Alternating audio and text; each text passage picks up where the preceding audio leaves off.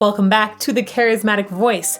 The Adventures of Tom Sawyer is required reading for many high schoolers, and apparently also required listening for someone who wants to dig into Rush further, because you all recommended this song more than any other as the one I absolutely had to listen to next. I dig that the first line describes Rush's version of Tom Sawyer as a modern-day warrior, and I'm very intrigued by what kind of music that modern-day warrior rocks out to. So, let's get to it.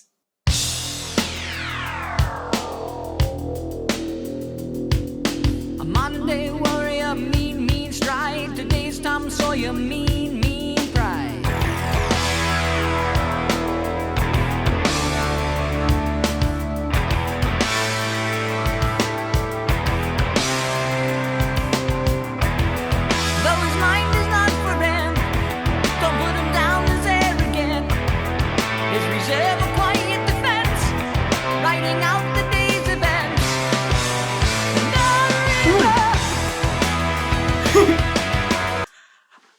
I love their energy. There's something about Rush that just there's such a great vibe, and it has an uplifting essence to it while still being fairly complicated. I dig it. I really dig it. I'm going to go back to the beginning. We're going to talk a little bit about some of these awesome moments from Geddy Lee. I was originally told that people thought I wouldn't like Geddy Lee very much, and that was wrong. I feel he's so perfect for their sound. You don't have to be singing at a huge wide range. He sings high though. He's got some really, really great support for those high notes too. But he's so perfect in so many ways for what they're doing. I want to talk about each of those moments and what makes them so great. So back to the beginning.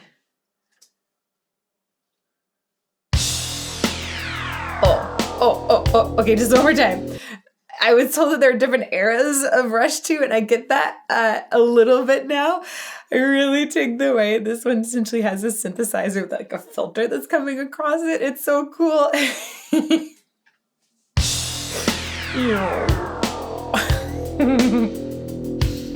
A modern-day warrior, mean stride. Today's Tom Sawyer, mean pride. Boom, right there at the very beginning. His enunciation is killer. The way he sings through his consonants is just spectacular. There's an M and an N in mean. And both on M and an M and an N, you close your mouth. You go n, right? You feel that closure in the front of your mouth. That closure is going to restrict some of the sound energy from flowing out. So with this M and N, he gives extra buzz and like a little extra rhythmic impulse too. It makes it so the whole line is more continuous. You don't feel as much of the dip in energy. It keeps a really nice phrase going. And then it also gives it this fun, like extra rhythmic energy. It's great. A modern day warrior, mean stride. Today's Tom Sawyer, mean pride. It's so good.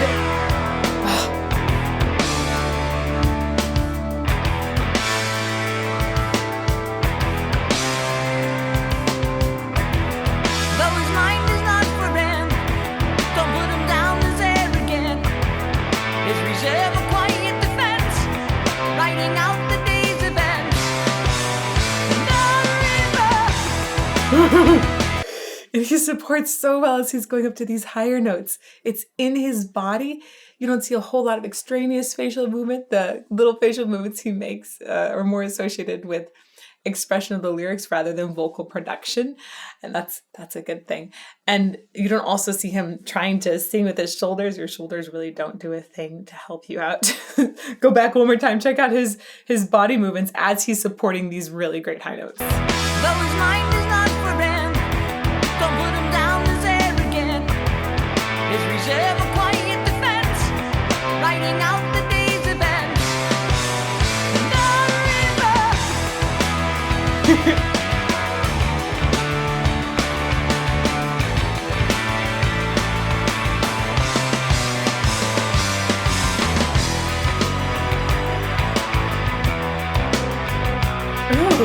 What do you say about his company?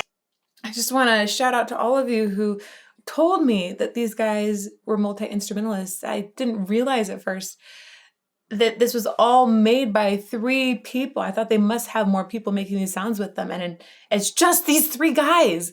They're incredible. They can play so many instruments. And I love the layers of complexity. This is so fun to hear in this instrumental interlude. We're going to go back just a little bit and I'll keep going.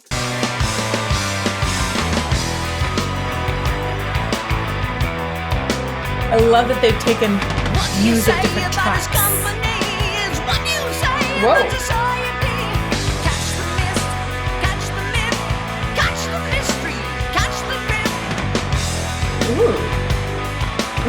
Ooh, I want to go back and listen to that one more time.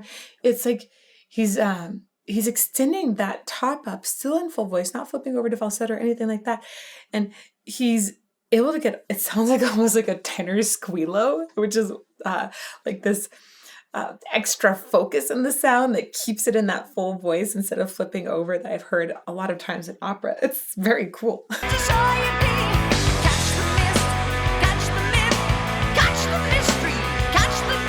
Oh, I like the way he part spoke that too. Huh. The world is love and life are deep. Maybe as the skies are wide. Oh, we have to go back to that section one more time. Listen to his consonants. He lingers on some and just continues to send tons of extra energy through them. And then he does a really clear, fast diphthong landing on the second part of the diphthong vowel on white. So instead of saying white, he goes white. And I think he's doing that because his voice in particular is aiming for tons of cut through so that you can hear it clearly through all of the extra instrumental sounds happening.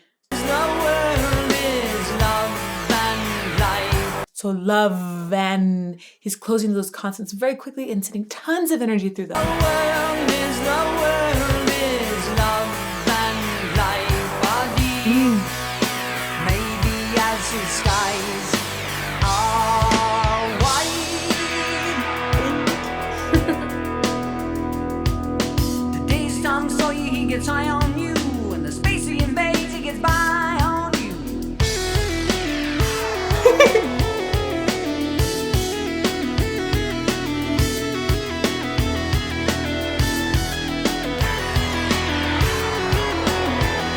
Whoa!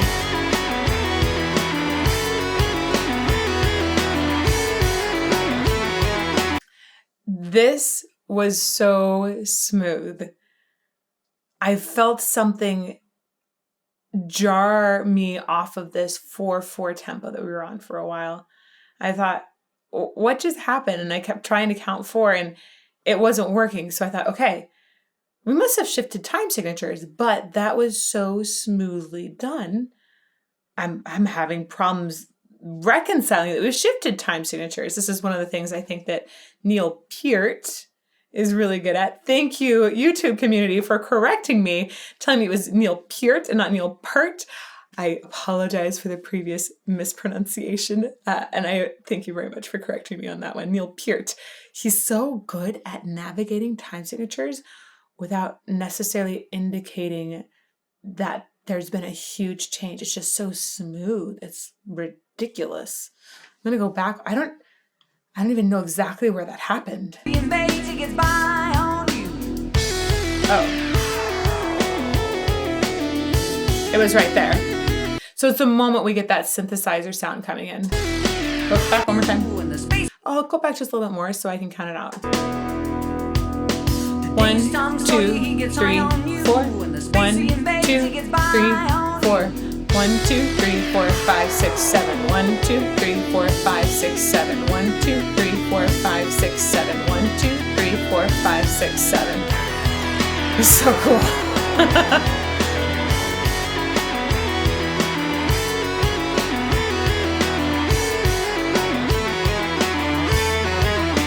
Whoa. Ooh.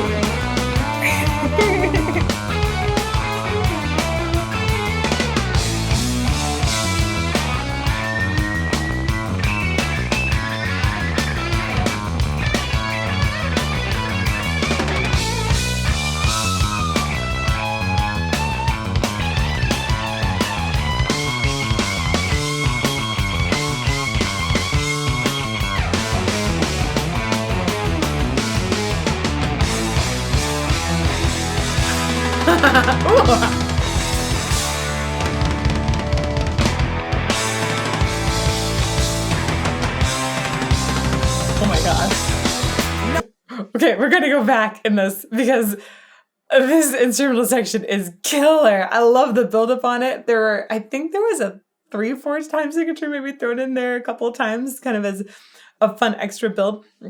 And they took that original motif, like the one that you heard on the synthesizer first, and they switched it around and even like switched a couple notes up in different instruments. It was so cool. Here? Yeah.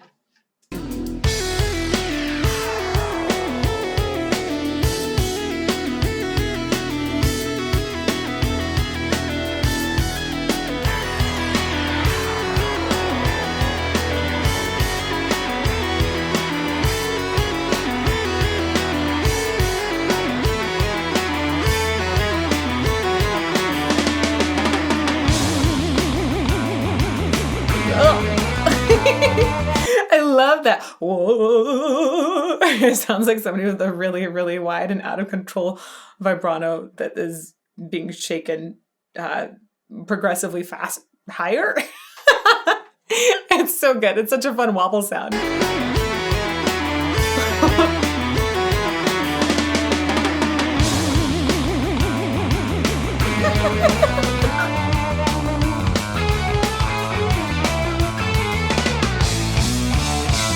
Oh yeah, there was that little break I was talking about. You get 1 2 1 2 1 2 1 2, and it goes back in.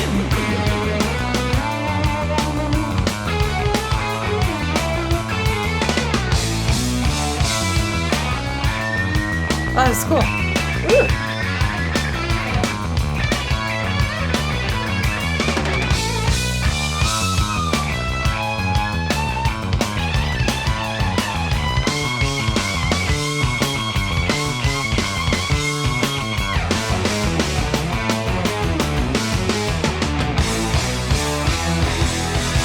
There it was again.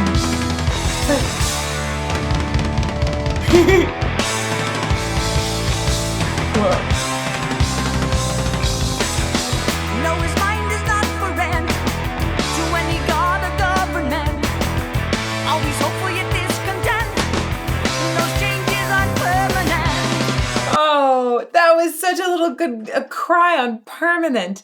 A cry is a specific kind of often associated with pop styling.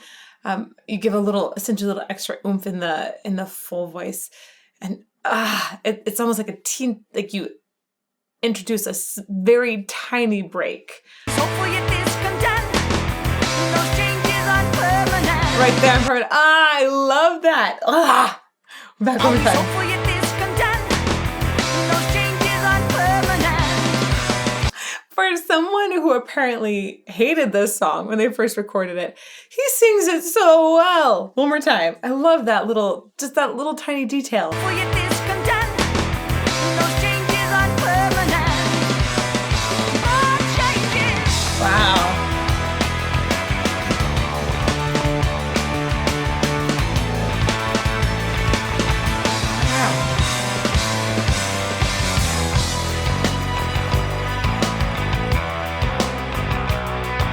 And what you say about his company is what you say about society. Catch the witness, catch the wit, catch the spirit, catch the I want to go back one more time to that. I'm really digging how every now and then he interweaves that spoken with the sung word there. It's writing a fine line, and I think he does just the right amount to get extra expression in while not totally abandoning pitch. And then catch the winds, I think or catch the mist, he's singing a couple of catching various things. And he's so clear with his consonant placement, how this adds to the rhythm of the song. A lot of singers think I can depend on the band to keep the beat for me. That's not the case. I guess you can let them keep the beat for you, but a singer needs to instigate rhythm as well. That's where your consonants come into work. And he uses his consonants as if he were another rhythmic instrument. This isn't just legato and lyric like a violin, right? Nah, he's really accenting various things to create more rhythmic content.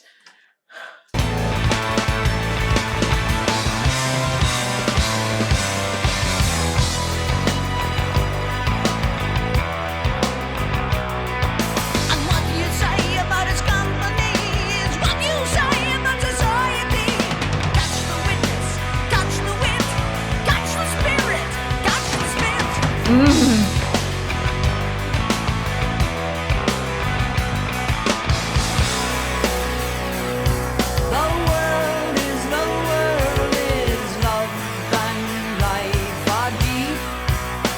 Maybe as his eyes are wide.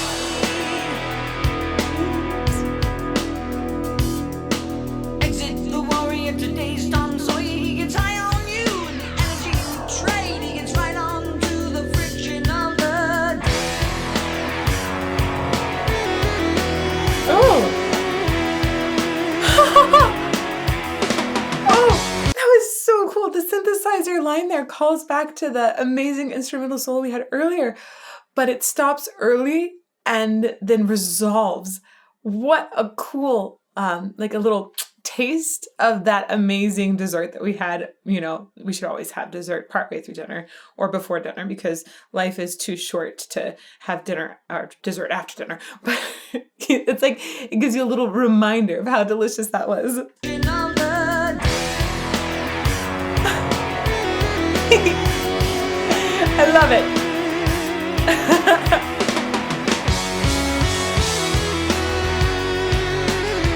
Ooh, and a little flair on it again.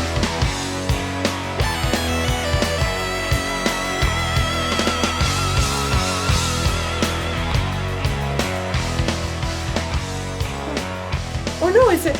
No. No, don't be over. I need songs to be longer. I feel like I'm spoiled by metal because I often just feel like a song is too short if it's anything less than 7 or 8 minutes long. So we're gonna go back a little more. Catch this. I guess this is technically dessert at this point.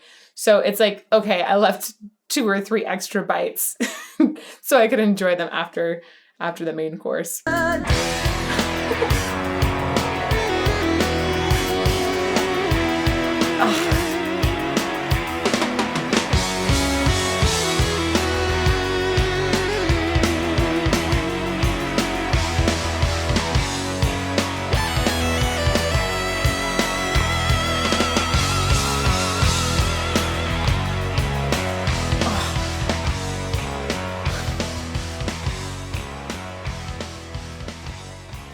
I love it. Sometimes I get a little bit grumpy because I've discovered a new band through your amazing recommendations, and I can't dive in full speed to all of their albums and all of their work because it would ruin a first-time reaction.